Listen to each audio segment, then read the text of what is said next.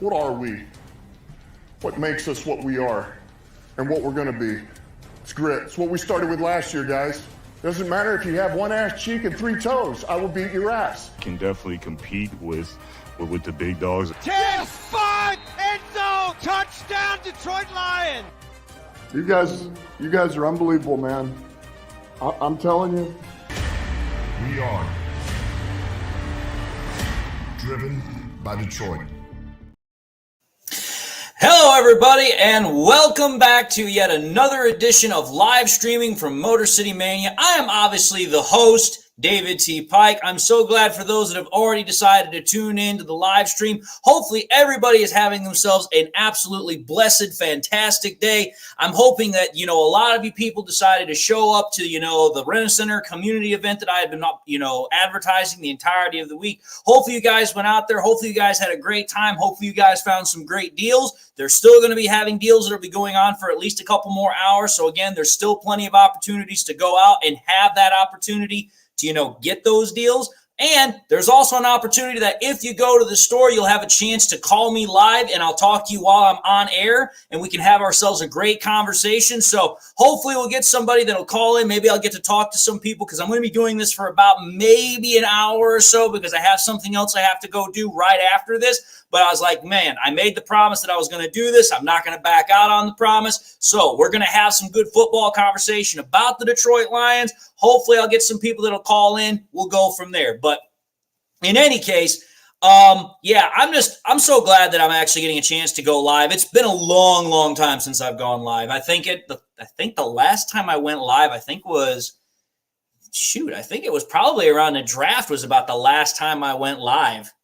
But for me, I mean, I have to admit, going live is something that I really enjoy doing. It's just I don't get the opportunity to do it as much as I would like to. We already have our first question here from Braylon Dennis. I'm going to put it up on the screen. Just give me a second here. Braylon asked me the question. He says, do you believe Hooker is NFL ready or should we get a competent backup quarterback? No, I do not believe he is NFL ready. I believe that if he was NFL ready, the Lions would not have Nate Sudfeld still in camp. Think about it. Nate Sudfeld is there for all intents and purposes to be a veteran backup piece. Now, I'm not saying he's competent. I'm not saying he's better than Hendon Hooker. But if Hendon Hooker was NFL ready, the Lions would not feel the need to keep a quote-unquote third quarterback. Furthermore, you have to think about it this way. What did Dan Campbell say? He said that when we come back from, the summer break and, we get back into training camp and we start going through all the other stuff, getting ready for preseason, the regular season, he said very specifically, we want Hendon Hooker to come back to have a full or better grasp of the offense than what he currently has. Well, again, if there's one thing we know about Dan Campbell, he is a no BS kind of guy. If that is something that he says, that means he means it. And if that's what Dan Campbell is saying, you have to ask yourself the question, how much does Hendon Hooker truly grasp and understand this offense? Which to me, that comment kind of already tells me that nowhere near as well as Lions fans should be comfortable with, and definitely nowhere as well as the Lions internal organization is comfortable with. Let's see here. Buckeye in Michigan says, hey, David, glad to see you. And I got to say, in all honesty, I'm looking forward to the season. I'm looking forward to the season as well. I'm telling you this right now. I truly believe that this is a season where the Lions are really, really going to have a chance to make history. I truly do. I've got some other content where I'm going to talk about it a little bit further on down the road. But this, I think, is going to be a really great year for Lions fans and the Lions in general. Taylor Alexis says, it's Super Bowl or bust. I saw that bathtub of whiskey. I mean, dude, I'll tell you what, freaking, Peyton Manning and I'm trying to think who's the other guy. He plays opposite of Jim Carrey in Dumb and Dumber. Jeff Daniels, sorry. I mean, for crying out loud, I mean, when those two did that to exercise the curse of Bobby Lane, I thought it was a little bit over the top, but man, I'm sure as hell glad that they did do that because you never know. Kurt says, do you think Houston will be a factor this year? That's a good question. He could be. That's about as far as I'm willing to take it right now. Could he be a factor? Yes. But the problem is that when you talk about when you talk about James Houston here, the problem with him is that he's got Aiden Hutchinson who's securing down the left side of the defense without a shadow of a doubt. That's not going to change. The problem is he's got two other guys that are going to take reps away from him on the opposite side, which is obviously Matthew Betts and obviously Marcus Davenport. Davenport is an approve-it-year contract because of his injury history. Betts is an approve-it-year contract because of the fact, hey, he's coming from the CFL. He needs to prove he can make the transition to the NFL. And, well, for lack of a better word, Houston is an approve-it-year contract because, well, he's coming off of a major injury that pretty much limited his ability to play most of last year. So it's like, listen, all three of these guys have got something to prove. Now, who do I think has the best chance to prove something? Honestly, I think it's Betts because Betts has the best overall skill set. We've heard the most about him coming out of camp so far. And on top of that, he's got the best size, I think, kind of best size ratio to talent is what we could talk about. But again, there's a lot of stuff that could happen. I don't know. I know James Houston is definitely going to get his shots. Whether or not he's going to make the best of them, I don't know. Let's see here. Braylon Dennis says, I just don't want Trashfield to be our backup quarterback. I understand what you're saying, Braylon. I don't expect that Sudfeld is going to be the backup quarterback. I just expect that the whole point of why he is in camp is to be a veteran backup quarterback who can push Hendon Hooker. Because, again, you have to have competition to get yourself better. Hendon Hooker has talent. He has intangibles. He has things you're looking for. But he needs someone to push him. Otherwise, he's not going to push himself as well. Elizabeth Oberlin says, howdy, did you see that interview with Chris and Rick Spielman on NFL on CBS? We hardly hear from Chris. I laughed and learned from that Q&A. I did watch a little bit of it, but I didn't watch all the way through. But yes, that was a pretty awesome interview. Buckeye in Michigan says, I'm going to make my prediction for the Lions 2024 season. The floor is 11-6. The ceiling is 15-2. Personally, 14-3 is the season record we'll have. First seed NFC. I think that that's a fair assessment because realistically, there's only a couple of games on the schedule where I honestly think that the Lions could potentially have a real shot of losing because it's a really good team they're going against. Obviously, the 49ers are one of those teams. I mean, as much as I believe the Lions are going to beat the 49ers, we have to understand something. The 49ers did go to the Super Bowl. They are still a very stacked team in terms of talent. That's one team that's really got me as part of could go one way or the other. Another team where that could really be the case is, unfortunately, the Houston Texans. And the reason why is because we have not played the Houston Texans. That's a team that we are not very familiar with. And if their ability to play offense last year comes into this year as well, and they've got a lot of talent. They got a lot of wide receivers. They got quarterback, the running back. They got a lot of talent. That's going to be a very interesting game. And with it being in prime time, that's going to make it even better. And then I think the other game that I think a lot of people are kind of sleeping on a little bit, but they probably shouldn't, is probably the Bills game. Because I'm sorry to say it, but as long as Josh Allen's with the Bills, you've got to be on your toes because I'm just going to say it. I've said it before. I'll say it again. Josh Allen is kind of like the new era Brett Favre of the NFL. Whenever that guy is playing, you don't know what the thunder he's going to do. But somehow or another, he always seems to pull a magic rabbit out of you-know-what. But the point of the matter is that I think it's going to be a great season for the Lions. I've kind of thought my process would be that, the Lions are probably going to win about maybe 12, 13 games, maybe 14 if they're really, really lucky. But it's really hard to win 13, 14, 15 games. Like, everything's got to go almost damn near perfect. Like, almost everything has got to go damn near perfect. And that's really hard to sustain over an 18-week season, especially when the Lions have one of the earliest bye weeks in the NFL. When you consider the fact that the Lions are going up against a lot of really good teams that are really going to stress their ability to, stay healthy and stay on track for the entirety of the year. So these are all things to consider when we're actually looking at the overall concept of this season. But, I really think the Lions have got a good shot this year.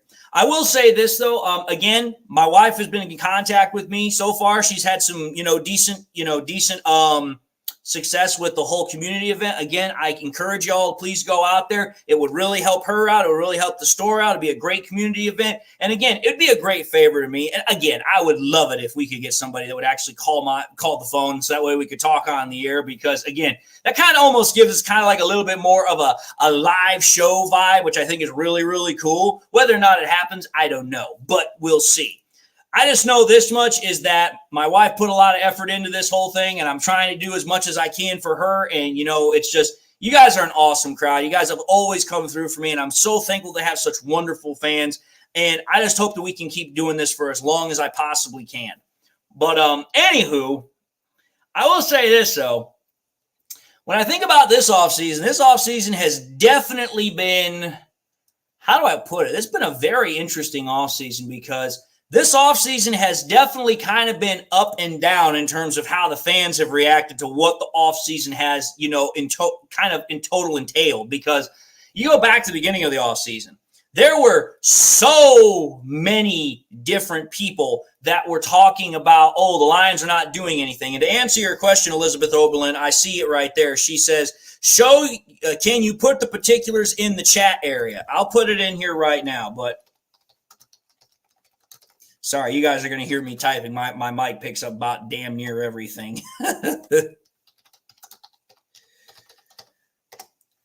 That right there is the address that I just put in it, 3855 Lapeer Road, Flint, Michigan. They're going to be doing this event that I've been talking about until about 6:30 p.m. Again, there's going to be food. There's going to be games. Like I said, there's 50% off select items within the store. There's going to be penny down agreements on any item of your choice within the store. So again, there's a lot of great deals, and there's a lot of great choices there for you guys to take advantage of. And again, like I said, the chance to be able to talk to some of you guys over the phone and actually have some fun with it would really be awesome to do. Let's see here. But where was I? I was talking about how the offseason has kind of had this up and down kind of roller coaster vibe, because when we first started the offseason and we started, free agency and everything else, like everybody was like, we got to sign this player. We got to sign that player. We got to sign this, do that. And it's like, dude, we did not really do a whole lot. And I know a lot of Lions fans were losing their minds. They were like, dude, Brad Holmes, do something. And I think the biggest area where a lot of people kind of lost their marbles is when we passed on Danielle Hunter, because everybody thought that we were going to sign Danielle Hunter. It was like, dude, Danielle Hunter, opposite of Aiden Hutchinson, you got a fearsome twosome there, and we didn't do any of that. In fact, the Lions went the exact opposite approach. They made a modest deal for one of the best interior defensive linemen in terms of run stuffing capability, and that was a great deal. We went out and we got Marcus Davenport. Definitely not a Danielle Hunter, but it's not like he's the worst thing that you could have possibly picked up in the free agency market. We went and got Matthew Betts from CFL. We picked up a couple other pieces, made some trades. But I think where the entire offseason really, really turned around was, I think the draft was when it finally actually, made the change, is when we actually did the draft. And, we got Terrion Arnold, we got Enos Rakestraw, we made a couple of trades to, get some other players. I think that's where things finally kind of started their upward trend. Lucid SP says, talk about the Pistons. Dude, well, what do you want me to talk about? The fact that the Pistons have not done very good this whole year? The fact that the Pistons are kind of like a floundering Lions team from the early 2000s. I mean, don't get me wrong. The Pistons, they have decided to start over. It sounds like they're starting to make some changes to, move in the right direction. But, I mean, I'm going to tell you this right now. I used to be a really, really big Pistons fan back in the early 2000s, back when we were still, with Ben Wallace and Chauncey Billups and all that nonsense. I really liked the Pistons back then. I actually had a Pistons jersey of all things back in those days. But, I mean, the Pistons, they just have not been good in a very long time. Like they're kind of right now where the Lions were back in the early 2000s, where they're kind of like meandering through crap right now, trying to figure themselves out. And I'm not saying that they won't figure it out. I do believe, will figure it out. But the problem is that the Pistons, they've got to kind of go through the same process that the Lions went through. They have got to find their own type of self-identity. They've got to find a culture that works for them. They have to find people that have bought into the organization and continually show out for the organization. I'm not seeing that right now from the Pistons. And I'm not saying there's bad players on the Pistons. I'm just saying that they don't have that same it factor that the Lions currently have right now. I'm not saying also they can't have it. They can. They just have to work on it. Kurt asks, will Vaki or Reynolds be running back 3? Ooh, there's another running back you're not looking at there. It's Bam Knight. Zonovan Knight could also throw himself in there. But honestly, if I had to think about it, I think it's probably best that Vaki's going to be the third running back. And the reason why is because the Lions specifically traded up to get him because they liked what they saw in him as a running back talent. I mean, he played safety in college as well. But ever since the Lions have drafted him, we have always heard reports about how he is almost solely getting reps with the offense as a running back talent. And to me, it seems like the Lions are trying to integrate him more as another kind of a satellite back, another kind of back that you can run the ball with and catch with, because that's just one more dynamic weapon that you can use inside and outside of the backfield, whether it's catching, running, whatever the case might be.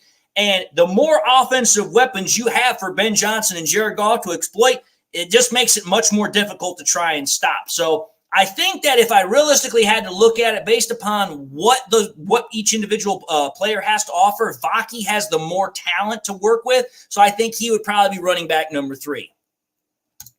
David Barton says Cowgirls will go 9-8. Bye-bye McCarthy. I don't know what the Thunder, the Cowboys, are going to do, but quite frankly, honest, I don't give a hoot and hanny because of the fact that, one, the Cowboys always screw us over, but number 2, let's just call it for what it is. Even if let's just play hypothetical here. Even if the Cowboys, have a winning record, they go to the playoffs.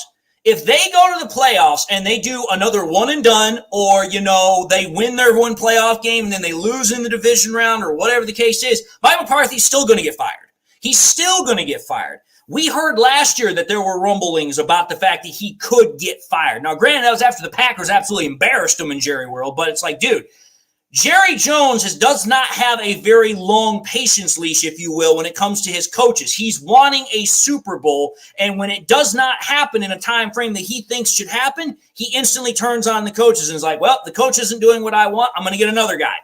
The problem is, ever since he started doing that, since Jimmy Johnson, they really haven't been able to get back to the success that they had in the 90s.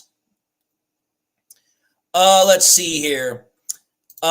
Taylor says, any thoughts on the position opposite of Hutch? Honestly, again, I think that the guy that's probably going to start out, just simply because of the fact that he has familiarity with Glenn, he is the veteran, is probably going to be Davenport. The only thing I think that could stop that is if Betts has a tremendous training camp and has an awesome freaking preseason.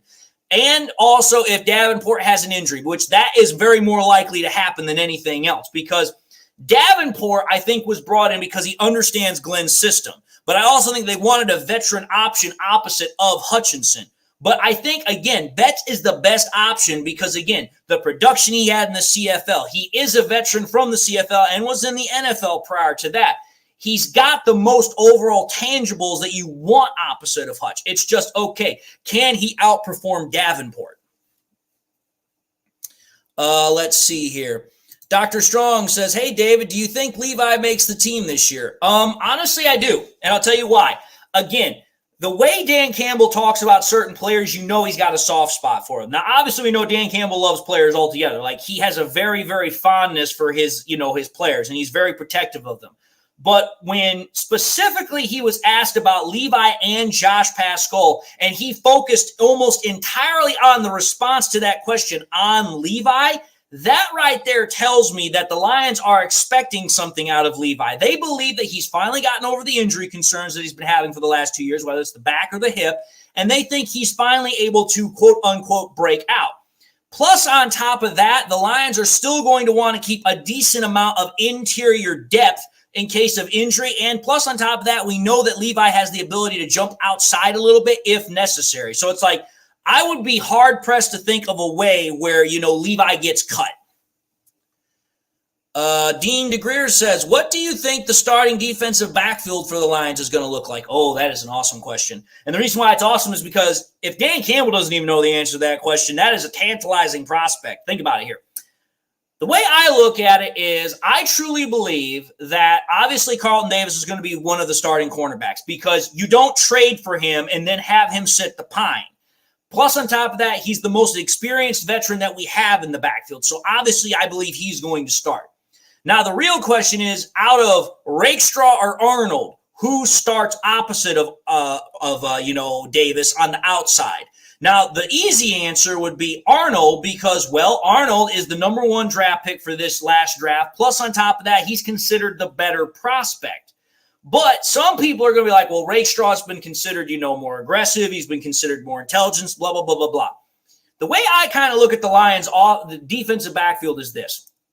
Arnold and Davis are going to start on the outside.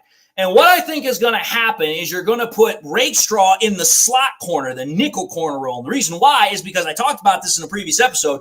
Rakestraw actually played a significant amount of his time in college in the slot. I think it was like 20-something% of the time when he was in college, he played in the slot as a cornerback, which then means, okay, you have your nickel cornerback, you have your 2 outside cornerbacks. Now what do? Okay, now you got your safeties back there. Well, for your safeties, you got Brian Branch, you got Kirby Joseph, you got Ife Melifano, and Brian Joseph is starting to make some noise too. Well, here's the thing. If you want to, you can then move freaking Brian Branch down into a joker role. So now all of a sudden you've got multiple different looks and formations in that defensive backfield to really give defenses fits because, hey, when I take a look at it, I trust Arnold. I trust Davis. I trust Branch. I need to see a little bit more out of Rakestraw before I'm totally okay with him. But it's like, dude, I take a look at that defensive secondary. That is a pretty formidable defensive secondary right there, of one of which that I am, pretty excited about. Let's see here. Steve O'Baby says, hey, Dave, is there anything about the Lions season that worries you the most? Because I think the division is going to be a lot tougher. I mean, is the division going to be a lot tougher? Yeah, of course it's going to be a lot tougher. And the reason why is because the Packers are going to be obviously better than what they were last year, at least in theory. The Bears obviously made a lot of strides this offseason, getting Adunze, also getting freaking Caleb Williams. So that's going to make an impact as well. But I'm not necessarily as worried about our NFC North rivals because, well, let's understand something here. The Packers, while they're going to be probably the biggest threat to the Lions, I still think that they're about another 2 or 3 years removed before they are truly going to threaten the Lions because they're not quite there just yet. They're a good team, but they're not on the Lions level. The Bears, I don't think, are going to be a competent threat this year because, hey, you take a look at the fact that Caleb Williams is still a rookie. I've said it before. I'll say it again right now. I don't care what kind of a generational talent quarterback he is. He is still a rookie. He is still going to have his bell rung a couple of times. He is still going to go through growing pains just like any other quarterback that gets put into the NFL meat grinder. So I'm not worried about the Bears. And the Vikings, hey, you got J.J. McCarthy or you have freaking Sam Darnold. Don't really feel too worried about either of those guys. And realistically, the Vikings, they kind of, without Kirk Cousins, are a mediocre middling team. We saw what happened to them last year when Kirk Cousins left. And now, like I said, they got Sam Darnold and J.J. McCarthy to work with. I don't really feel too threatened by the Vikings. My biggest worry is injuries. And the reason why is because our bye week is so early this year. Let's see here. Buckeye in Michigan says, I know the Packers are kind of F with the Love contract situation. Well, the reason why they're that way is because I talked about this as well. It's because of how Brad Holmes handled the Goff contract. Again, I don't care what the Goff doubters, I don't care what the Goff haters want to say about the contract or about Jared Goff themselves. That contract that Jared Goff got from freaking Brad Holmes was a beautifully done contract, not only in terms of negotiation, but in terms of the timing of it. Think about it. Jared Goff getting a 4-year, $212 million contract. Okay, that's a big number. But you have to think about it. That's 4 years that you're spreading it out, and Jared Goff is not even the highest paid quarterback in terms of average money per year or in terms of total money. And yet, the Lions were able to sign him to a long-term deal that over the course of the deal is actually going to be relatively team-friendly. So think about that. But here's the problem. The quarterback market is the one market in the entirety of the NFL where it's like, okay, one guy gets a mega deal contract, the very next guy's got to get a contract that goes bigger and higher than that. Well, here's the problem. There are several quarterbacks in the NFL right now that are trying to get that next mega deal, whether it's Dak Prescott of the Cowboys, whether it's Tua Tagovailoa of the Dolphins, whether it's freaking Jordan Love of the Packers. The point of the matter is that with every new mega deal contract that a quarterback gets, it's going to continually drive up the price. So by Holmes getting that contract done out of the way early, he not only saved the Lions money short term, he saved the Lions money long term. And you got to think about it. I know this for a fact because I've been paying attention to all three of those quarterback situations I'm talking about, Tua, Dak, and Love. Love is probably the one that's the closest one to getting a new contract taken care of, because from what I've been hearing from Packers fans and what I've been hearing from the Packers media is that the Packers are wanting to get the deal done sometime either before or during training camp. They don't want to go into the preseason without that deal done. And so it's like, okay, that right there tells me that the Packers are going to try to get that deal done sooner rather than later. The problem is like I said in my episode today, you are going to be handing out a contract that, I'm just going to say it right now, I don't see how the Packers get away paying freaking Jordan Love unless it's at least $160 million total dollars or more. Because there's no way he's going to take less money than Kirk Cousins, and there's no way he's going to take less money than Baker Mayfield. So it's like, okay, your baseline salary for the Packers to sign Jordan Love is at least $160 million, and it's going to be at least a 4 or 5 year deal. Well, here's the thing. Jordan Love is obviously going to want to get more money. His representatives are going to want to get more money. And they're going to be like, hey, Jared Goff was the most recent guy that got a contract. We think that he should get the same kind of contract. But again, Jordan Love only has one flipping year of production, folks. I'm sorry. You do not hand over the golden goose. You do not sell the farm. You do not, mortgage the house for a guy that's only giving you 1 year of production. That's just sheer lunacy. That's idiocy. I mean, I get it. The Packers believe that they got their next whatever quarterback because it's like, hey, we had Brett Favre. Then we now had Aaron Rodgers. Now we're on to Jordan Love. But it's like, dude, you're wanting to tell me you want to give a guy a $160, $200+ million contract off of one single year of production. I got a perfect example for this. You know how that thought process would have worked if the Steelers would have done that with Tommy Maddox back in 2005? You could have kissed those Super Bowls they had with Big Ben goodbye. There's a lot of other quarterbacks that had one good year with the team, and then all of a sudden they just freaking, whatever. They faded into obscurity. I'm not saying that's going to happen to Jordan Love, but if you honestly think that Jordan Love is the guy and he's going to be your next Messiah or whatever, then fine, you pay him that $200-some-odd million contract. But I think it's very foolhardy to pay that kind of a contract to a guy that's only had 1 year of production. If he had 2, 3, or all 4 years, then absolutely, hell yeah, you pay him, no questions. But 1 year of production, that's a bit risky. That's a bit dangerous. Because let's just say hypothetically, now that every NFL team has film on Jordan Love, they know his tendencies, they know what he looks for, they know how he reacts to defensive pressures and fronts. If they start taking advantage of that, then, hey, now you've got a quarterback that's now being teed off against on defenses, and he can't react nearly as well. Now you're in a real pickle because you've spent all that money and you ain't got nowhere to go with it. Kind of like a Brock Osweiler situation a couple of years ago with, what was it, either the Texans or the Browns? I can't remember. Dean DeGreer says, I'm wondering what role Amik Robertson and Mosley will play for us, if Mosley plays at all.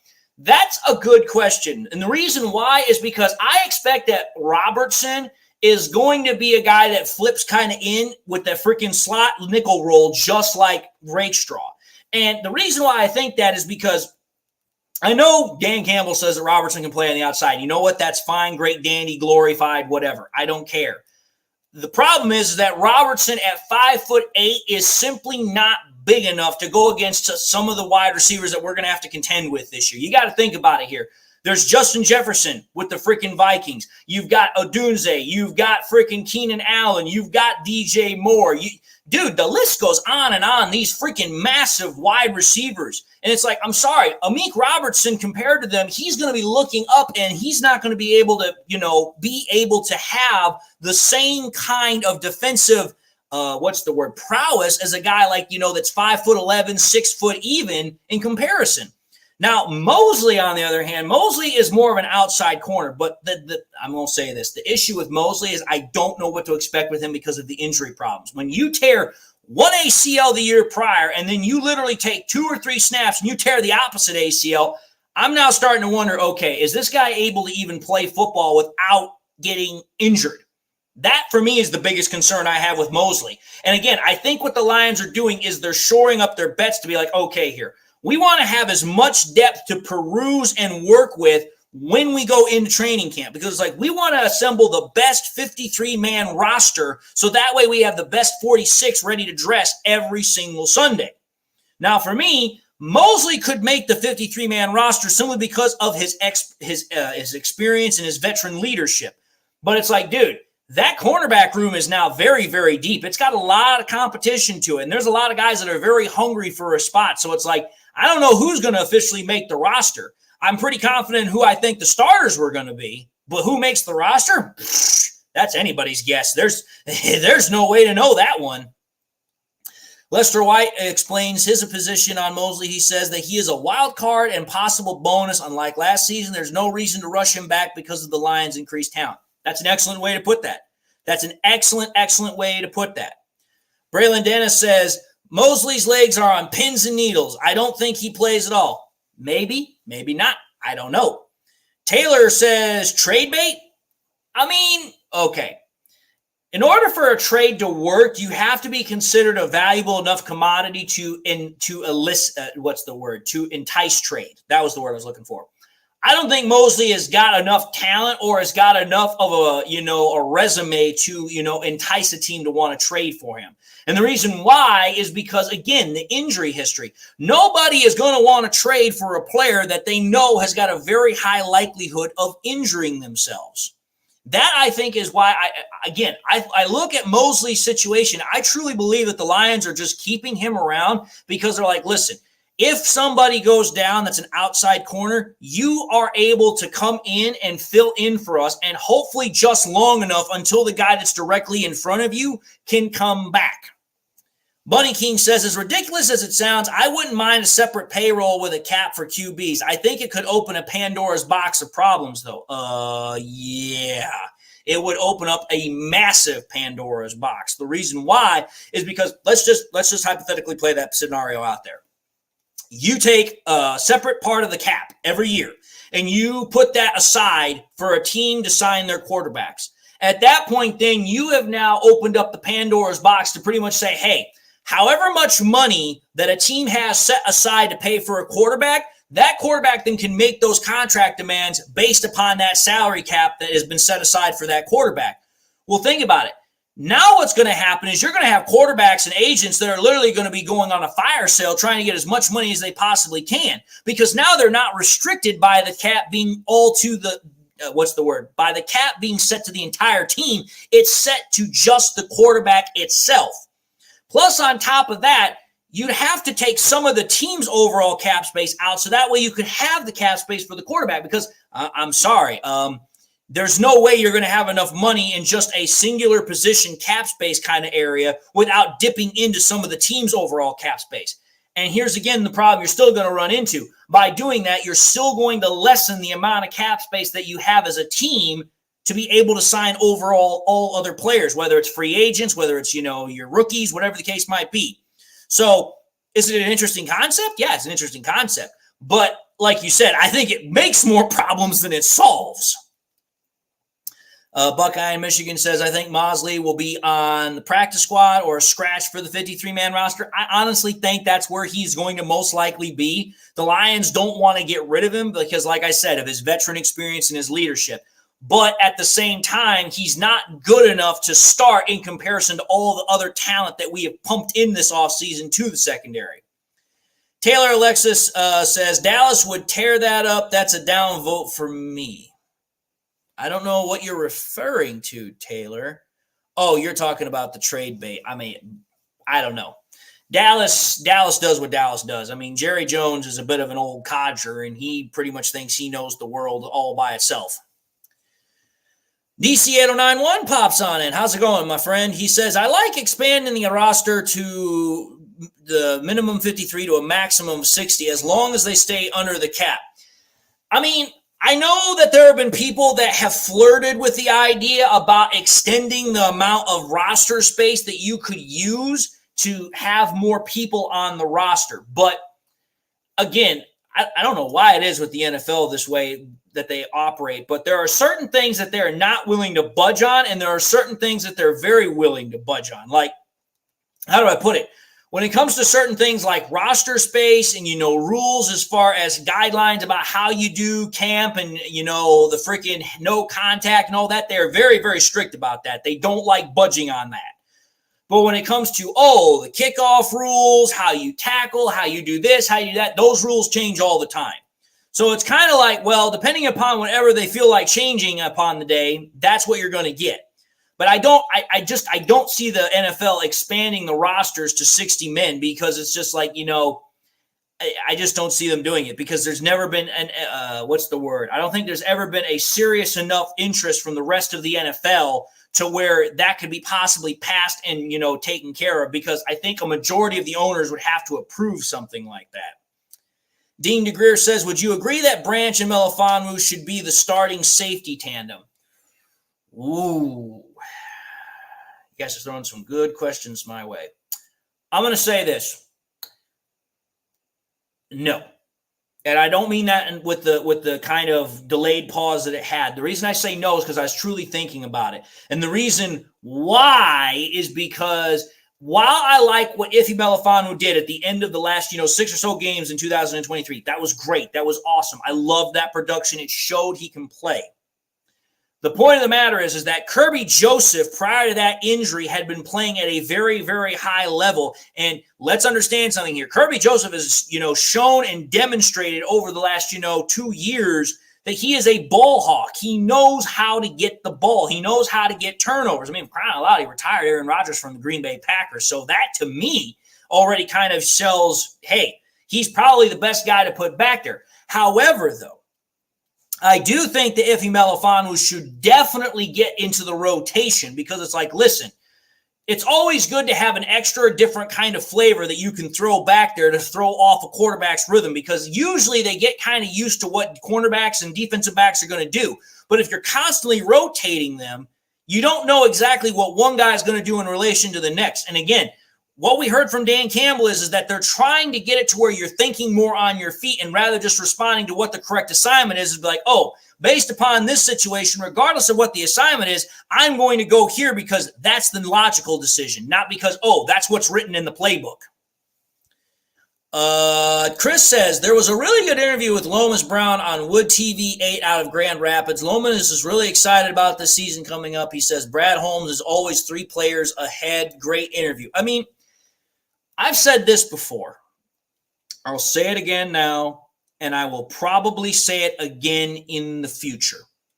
Brad Holmes, I believe, is probably the best GM in the NFL. I know there are people out there that want to talk about, the freaking Eagles GM and all that. But it's like, listen, dude.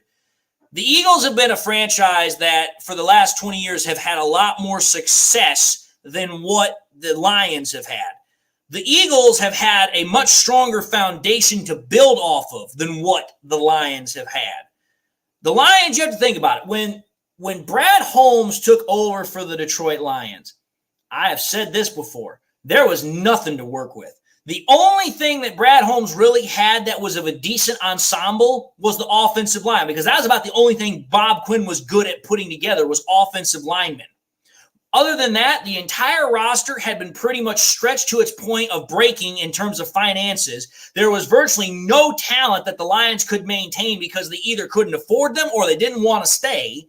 So what Brad Holmes had to do was, in essence, do a scorched earth policy. He had to scrap the entire roster, take it down to a skeleton crew, and say, okay, I'm going to go out and I'm going to try and get the cheapest deals I can for players that are okay, and we're going to build a roster from this, and then we're going to move forward.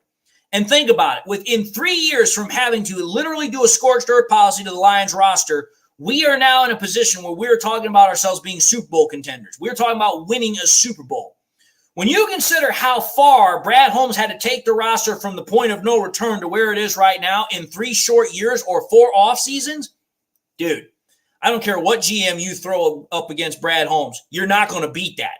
That is almost a monumental task that is almost impossible to imagine how he pulled it off. I know the main reason was because of the Jared Goff trade that facilitated all those draft picks. But still, nailing all those draft picks, being very fiscally conservative and smart with your salary cap and making sure you had the money for when you had to re-sign the players you wanted to re-sign.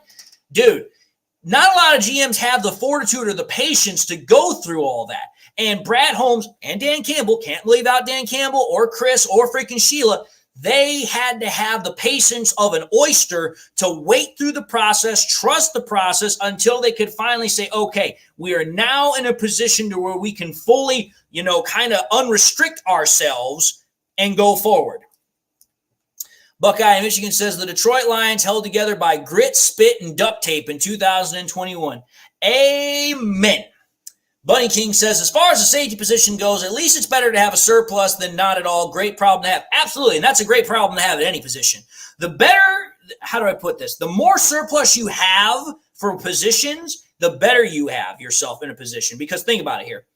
The two positions, actually no, not two. The three positions that I think every NFL team wants to have a surplus of players that are good is wide receiver, linemen, and cornerbacks. And the reason why is because those are positions that if you start losing guys, it is really going to be hard for you to try and maintain success, especially if it's in the trenches or if you're talking about skilled positions like wide receiver and cornerbacks.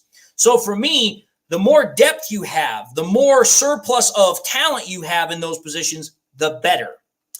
Dean DeGreer says, would I blame Aaron Glenn if the defense is below average this year? Conversely, do you give Glenn credit if the defense is top 10 or better? The answer to that question is a 100% resounding yes, and I'll tell you why.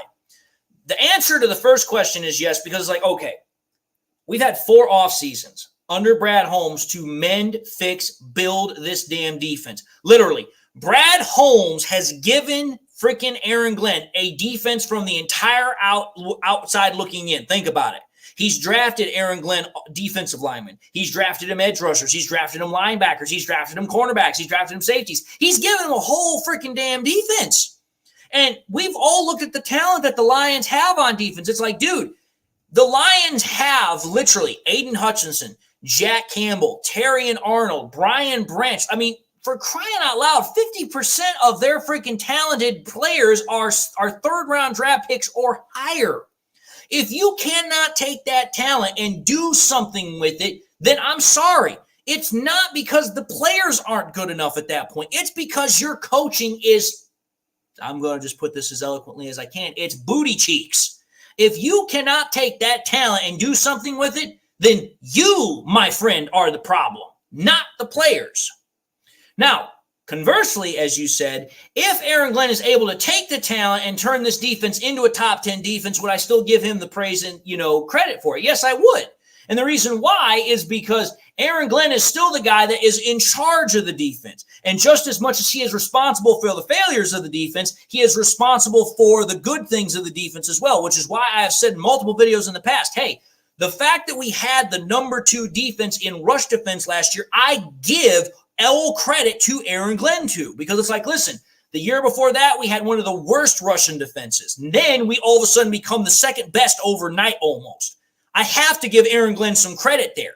So it's like, hey, if all of a sudden we go from a below average defense in 2023 and all of a sudden we now become a top 10 defense in 2024, I have to give Aaron Glenn his credit. I absolutely have to.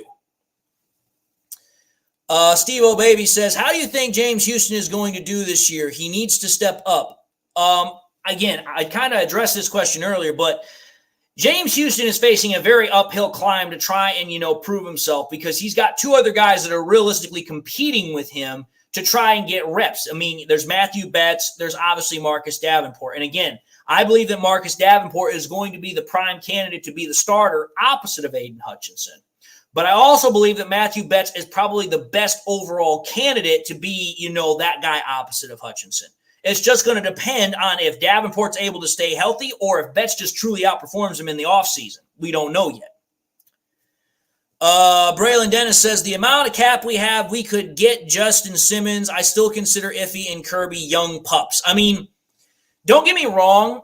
Getting Justin Simmons would be a very, very interesting prospect because Justin Simmons is still considered one of the best safeties in the NFL. However, though, as alluring of a prospect that is, you still have to pay guys that are on this roster. You still have to pay Aleem McNeil. There's talks about Taylor Decker getting another contract. You've got to also pay freaking Aiden Hutchinson here before too long. There's a lot of guys that are on this roster that still need to be fed. I would much rather save that money to pay them first. And then if by some grace of a miracle, he's still out on the roster, Justin Simmons, that is, then sure, why not? Take a flyer on him. You can't, how do I put this? You can't deny that Justin Simmons is a really great safety. So if he was willing to come in, say, like a Chauncey Gardner-Johnson contract from last year, like a 1 year, $4.5 million contract, and say, hey, I want to join a contending team. I want to make a Super Bowl run. I'm not going to ask for a whole lot of money. Then hell's bells. Absolutely. Sure, I would love to have Justin Simmons. But I want to make sure that our guys are paid first because that's the mindset that Dan Campbell and Brad Holmes have said. It's like, listen, if you do well, we're going to make sure you're taken care of. Well, that means we have to take care of our guys first before we can go out and get other guys. Lester White says, if the defense is below average, then Glenn has to answer for it. Top 10 is iffy because of the dynamic offenses this season. I mean, I'm going to say this right now. I would be happy if the defense was like in the top 14, top 12 range because of how many offenses we have to face this year that are truly going to test the defense's mettle. I mean, for crying out loud, just looking at the entirety of the schedule, there's a lot of different freaking offenses that are going to stress this defense out. So if we can just get above average, I'd be happy. If we could get to top 10, I'd be ecstatic. But whether or not it actually happens remains to be seen. Kurt asks, does tight end Mitchell, is this his last chance this year? I don't know if I'd call it his last chance, but he's kind of running out of them. And the reason why is because, think about it, Sam Laporta is permanently ingrained as the number one tight end. There's no debate on that. But after him, there's Brock Wright because we just gave him a 3-year contract, I think, this year in terms of restricted free agency. Then you've got guys like Shane Zylstra, who the Lions have decided to hold on to, despite that massive injury he had last year. So it's like, okay, you got Laporta, you got Wright, you got Zylstra. That's 3 tight ends deep. Most teams don't hold 4 tight ends. It's usually like, hey, we might hold 3, most likely 2. But 4, nah, not really. And the reason why most people hold 3 tight ends is because usually now they're using a 3rd tight end to kind of be a fullback. So I don't know if James Mitchell's going to have many more chances because there's only 53 spots. So it's like you got to show that you can play in order to maintain that spot. Bunny King says, it's always weird that Aaron Glenn feels on the hot seat, but also in the discussion for head coaching jobs each year. How do I put this? The reason why Aaron Glenn is in the conversation for head coaching jobs each year, I hate to say it, and I know I might catch some flack for it, but it's the Rooney Rule. The reason why he always gets conversations for that is because of the fact that he is African-American. And I'm not trying to say that the way it sounds, but it's like, listen, every freaking NFL team has got to interview somebody of a minority. Aaron Glenn is considered one of the most out there kind of guys because, well, Dan Campbell, Aaron Glenn, they're constantly talked about. They're good friends. Plus, on top of that, Dan Campbell has always talked very highly of Aaron Glenn. So it's like, yeah, Aaron Glenn's going to get recognition as a head coaching candidate. The problem is that unless Aaron Glenn can actually put up a quote-unquote really good defense, I personally view it as all fluff. Aaron Glenn can say that all the interviews he had were serious interviews, but let's be fair and honest to ourselves. We never once heard a single report come out that Aaron Glenn was ever considered a finalist for a job. It was just, oh, we're bringing him in for an interview. We want to interview him. That's about as far as it ever got. That right there is a huge difference between Ben Johnson because anytime Ben Johnson got interviewed, there was always a very good chance that he was going to be a finalist. And that's why Ben Johnson always had to say, nope, I'm not leaving. I'm coming back. You never had to worry about that with Aaron Glenn. Aaron Glenn never had to tell Dan Campbell and the Detroit Lions, I said no to everybody else. I'm coming back. Nobody actually ever offered him a job. Nobody ever came close to offering him a job. Let's see here. Brent DeWitt says, spend some of that money on Lee McNeil. I absolutely agree. I 100% agree. You need to pay that man. He is, again, I have kind of talked about Lee McNeil kind of like as a John Randall light because he's got that physical prowess and that physical, twitchiness and quirkiness that is just right up John Randall's alley. Now, granted, John Randall is much more of a passing prowess than Lee McNeil is, and I believe ever will be. But that body configuration, that power, that speed combo, it's right there. That's why I call him John Randall light. But I also go with what Dan Campbell calls him as twinkle toes. Lester White says, the thing about the cap that is being unsaid is that the schedule will soon be up to 18 games. There will be more dollars for all. Lions paid their guys top dollar with that in mind. That is true. Again, more games means more revenue. More revenue means more cap space. And we have to understand something here. The more, what's the word I'm trying to come up with? The more TV deals, the more streaming service deals, the more the NFL tries to expand its coverage to the NFL and Europe and also now into Mexico and other places. That means that the Lions, along with all the rest of the NFL teams, are going to have more money to work with because there's going to be more revenue being generated. Robin's Nest says people need to get ready for a full squad of really good and favorite players. We are at a point of good players being cut / practice squad. Absolutely. And again, this goes back to what Dan Campbell said. It's like, listen, the more talented a team gets, the more difficult it is when it comes to cut time, when it comes to roster cuts, because it's like, listen, we are now at a point now where our roster has got really good players almost virtually everywhere. Think about it. If I recall correctly, last year when we cut a lot of our players, a lot of them were almost getting picked up immediately by other teams. That right there ought to tell you something. When other teams are picking up our leftovers rather than us picking up their leftovers, that ought to tell you how good the Lions roster is in comparison to others. Braylon Dennis says, my thoughts on Caden Davis, hearing good things about it. I mean, I've heard good things about him too, but I keep it in a grain of salt here. It's like, listen, Caden Davis is what? If I recall correctly, he's the third team wide receiver that works typically with, Nate Sudfeld, and he's going against third string defense. He might get a chance to go with the second stringers. I mean, that's good that he's making those plays, but I would like to see what he could do against the number ones before I get too super excited. I like to hear the good news. I really do, but I want to hear more. Let's see here. Buckeye in Michigan says, thoughts on the NFL Sunday ticket? Sweet. What do you mean sweet? I mean, I already purchased my NFL Sunday ticket for this year, so that way I can watch every game. But I don't know exactly what you're talking about with sweet. Or are you talking about lawsuit? Because that's also pronouncing suit. I could have that wrong. I'm just asking for clarification. Dean DeGreer says, do you think Jan Campbell wins the Mike position over Derek Barnes? Absolutely. I don't even think that's one for debate. I mean, here's the way I look at it. Derek Barnes is a solid linebacker. He's solid. He's not terrible. But there's a reason why the Lions drafted Jack Campbell in the first round. They view him as the guy that, hey, he can play sideline to sideline. He can drop into coverage. He's a great down to earth, leaning tackler for the rush defense. As a first round draft pick, that's what's going to be your primary responsibility. And think about it. Last year, Jack Campbell, I think, started 12 out of the 17 games.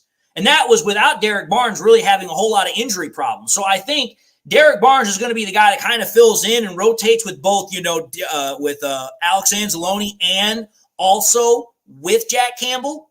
But past that, I don't think he's going to see the starting role. I think Jack Campbell is going to be the starter, and Derek Barnes is going to be the rotational guy.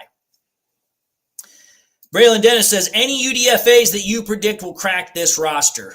Whew, that's a tough one because, again, this goes back to what we were just talking about, how this roster is really talented from top to bottom, and you're going to have to cut good players. In order for, I hate to say this, but it's the truth, in order for a UDFA to make the Lions roster this year, they're going to have to freaking sell out like big time at freaking camp. They're going to have to put on a wow factor kind of a show. And I don't think there's anybody that's going to be that good that's going to make the roster. Now, there could be a few that could be good enough to become practice squad players. That I could see happening.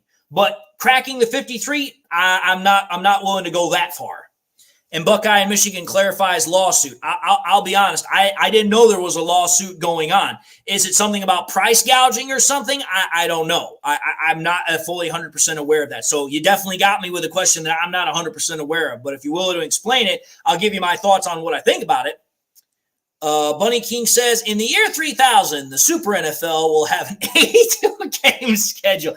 There's no chance of that happening. I'm sorry. Football is so physical. There's a reason why the NFL wants to go to 18 regular games, 18 regular season games. And the reason why is because they want to keep cutting out more and more of the preseason because they realize there's no value in the preseason as far as dinero. They know that for the players, they know that for the coaches, there's value because that's the time that the coaches need to, cut players to figure out how to get their team in conditioning shape to play the football season and to also be down pat with all of their schemes, their strategies, so on and so forth. But I mean, I'm honestly going to tell you this. I think the NFL, the furthest they will ever be able to go as far as regular games in a regular season would probably be no more than 20. And the reason why is because I could see the freaking line. I could see the NFL do this. Hey, we are going to scrap the entirety of the NFL preseason.